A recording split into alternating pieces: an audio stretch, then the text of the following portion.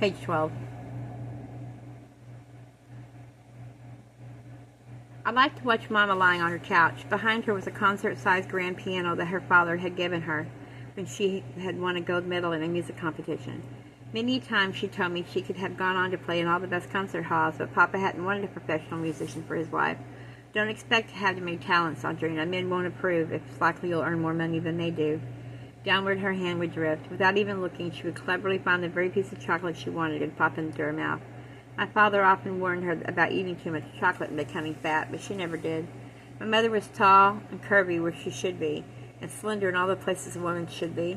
My papa often told me she was the greatest beauty on the East Coast and had been the catch of the season at the debutante ball.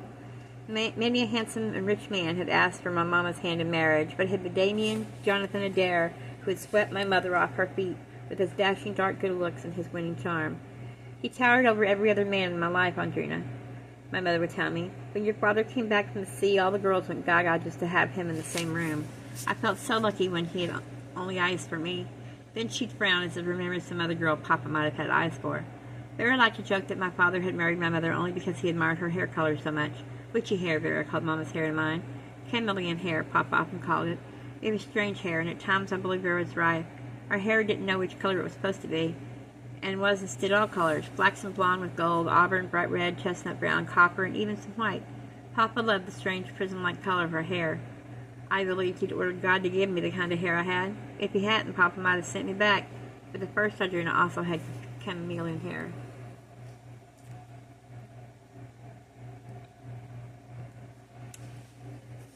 My papa's 6'5" and weighing well over 200 pounds, was the tallest man I'd ever seen, though Vera was always telling me that there were many men who were taller, especially basketball players. Papa's hair was the darkest black, looking blue sometimes in the sunlight. He had beautiful almond-shaped eyes, so brown they appeared black, and his lashes were so long and thick they appeared false, even though they weren't. I knew I'd tried to pull them off after I saw Mama glue some false ones on. His eyes were slick as oil, scary and wonderful, especially when they glittered. He had smooth, soft skin that often appeared ruddy in the winters and richly bronzed in the summers. When Mama was displeased with Papa and his selfish ways of spending more on himself than on her, she called him a dandy and a fop, although what those words meant I didn't know. I suspected she meant that my huge, powerful Papa cared more about clothes than he cared about principles. He feared growing old, especially feared losing his hair. He checked his hairbrush every day, almost counting the hairs he found there. He saw the dentist 4 times a year. He flossed his teeth so often Mama grew disgusted. His doctor checked him over as much as a dentist did. He fretted about minor flaws no one would ever notice about him, such as thick, horny toenails he had difficulty clipping. Yet when he smiled, his charm was irresistible. Principles was another thing I didn't understand, except Mama often said that Papa lacked them. Again, I vaguely guessed that she meant Papa wanted what he wanted, and no one had better get in his way and try to prevent him from taking what he had to have. Yet sometimes, when he was with me, and he was tender and loving, he'd give me my way. But other times, there were other times, terrible other times. It had been agreed when my aunt came back to live here with Vera, when Vera was only 1 year old, that she would do all the housework in exchange for her board and keep, while my mother did the cooking. Unreasonably, my aunt wanted to do the cooking, which she considered easier instead of the housework, but no one could eat anything my aunt prepared. Mama despised housework, but she could throw anything into a pot or a bowl without measuring, and it would come out tasting divine. Papa said she was a creative cook, because she had an artist's mind, while Ellie, as only he called her, was born to be some man's slave. Now, how my aunt glared when he said mean things like that. My aunt was a fearsome woman. Tall, lean, and mean was my father's description. It's no wonder no man wants to marry you, my father often teased my aunt. You've got the tongue of a shrew. Not only did she have a sharp tongue, as mean for me as for Vera, but also she had a golden rule about sparing the rod and spoiling the child. Neither Vera nor I were spared when she was in charge. Fortunately, my parents seldom left us alone with her. In some ways, it seemed my aunt disliked her daughter more than she disliked me.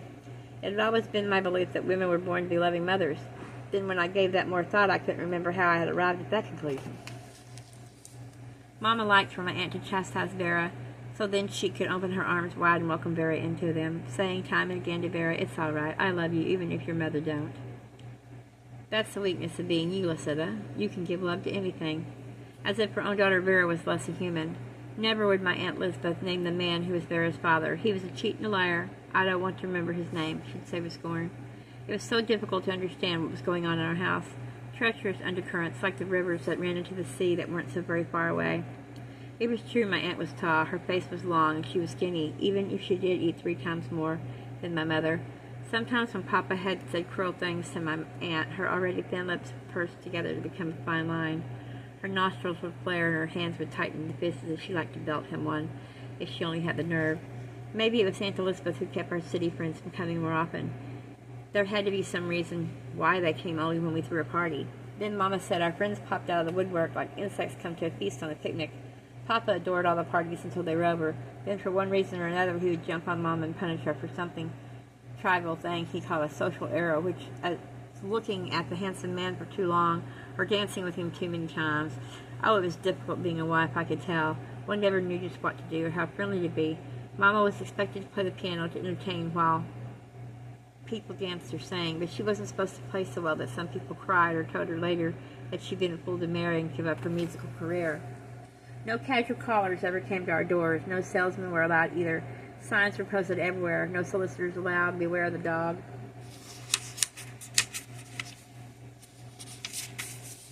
And keep off this private property. Trespassers will be prosecuted.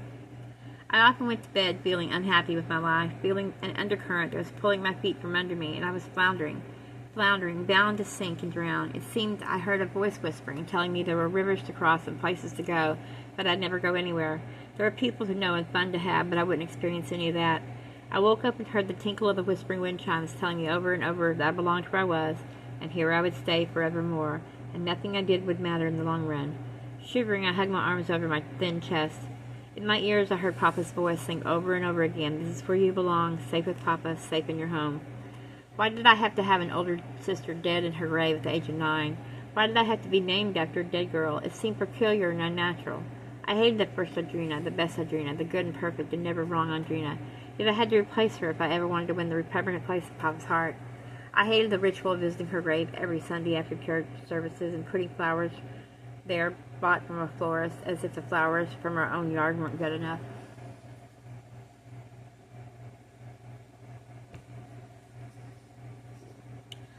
In the morning, I ran to Papa, and right away he picked me up and held me close as the grandfather clocks in the hallway relentlessly ticked on.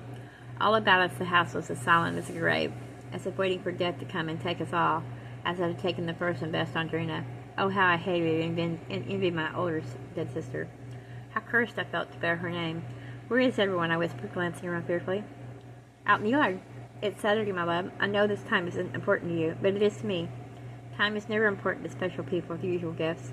Yet for me the weekend hours are the best ones. I knew you'd be frightened to find yourself alone in an empty house, so I stayed inside while the rest went out to harvest the rewards of their planting. Papa, why can't I remember every day like other people? I don't remember last year or the year before. Why?" "We are all victims of dual heritages," he said softly, stroking my hair and gently rocking me back and forth in the rocker that my great-great-great-grandmother had used to nurse her 12 children in. Each child inherits genes from both parents, and that determines his or her hair color, eye color, and personality traits. Babies come into the world to be controlled by those genes and by the particular environment that surrounds them. You are still wanting to fill with your dead sister's gifts. When you do, all that is good and beautiful in this world will belong to you, as it belonged to her. While you and I wait for that marvelous day when your empty pitcher is filled, I am doing my damnedest to give you the very best." At that moment, my aunt and mother came into the kitchen, trailed by Vera, who carried a basket of freshly picked butter beans. Aunt Elizabeth must have overheard most of what Papa had just said, because she remarked sarcastically, "You should have been a philosopher instead of a stockbroker, Damien. Then maybe someone would care to listen to your words of wisdom." I stared at her, dredging up from my treacherous memories something I might or might not have dreamed. It could even be a dream that belonged to the first Audrina, who'd been so clever, so beautiful, and so everlastingly perfect. But before I could capture any elusive memory, all were gone, gone. I sighed, unhappy with myself, unhappy with the adults who ruled me, with the cousin who insisted she was really my only sister because she wanted to steal my place, when already my place had been stolen by the first and best Audrina, who was a dead Audrina.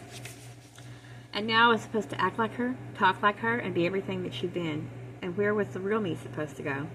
Sunday came, and as soon as the church services were over, Papa Joe, as he always did, straight to the family cemetery near our house, where the name Whitefern was engraved on a huge, aching, arching gateway, through which we slowly drove.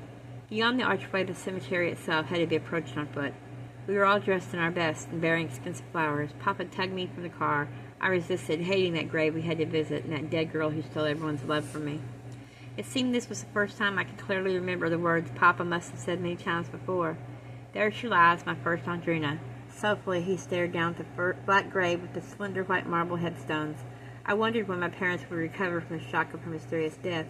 It seemed to me that if 16 years hadn't killed their shock, maybe 90 wouldn't either. I couldn't bear to look at that tombstone, so I stared up into my papa's handsome face so high above. This was the kind of perspective I would never have once I grew up, seeing his strong, square chin from underneath, next to his heavy, pouting lower lip, then his flaring nostrils and the fringe of his long, lower, dark lashes meeting with the upper ones as he blinked back his tears. It was just like looking up at God. He seemed so powerful, so much in control. He smiled at me again. My first Audrina is in that grave, dead at 9 years of age. That wonderful, special Audrina, just as you are wonderful and special. Never doubt for one moment that you aren't, just as wonderful and gifted as she was. Believe in what Papa tells you and you will never go wrong. I swallowed. Visiting this grave and hearing about this Audrina always made my throat hurt. Of course I wasn't wonderful or special, yet how could I tell him that when he seemed so convinced? In my childish way, I figured my value to him depended on just how special and wonderful I turned out to be later on. "Oh, Papa," cried Vera, stumbling over to his side and clutching his hand. "I loved her so very much, so very much. She was so sweet and wonderful and special and so beautiful. I don't think in a million years that there will ever be another like your first Audrina." She flashed a wicked smile my way to tell me again that I never would be as pretty as the first and best and most perfect Audrina.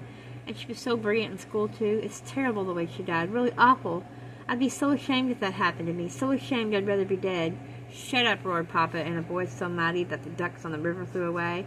He hurried then to put his pot of flowers on that grave, and then he seized my hand and pulled me toward the car. Mama began to cry. Already I knew Vera was right. Whatever wonderful specialness the first Audrina had possessed was buried in that grave with her.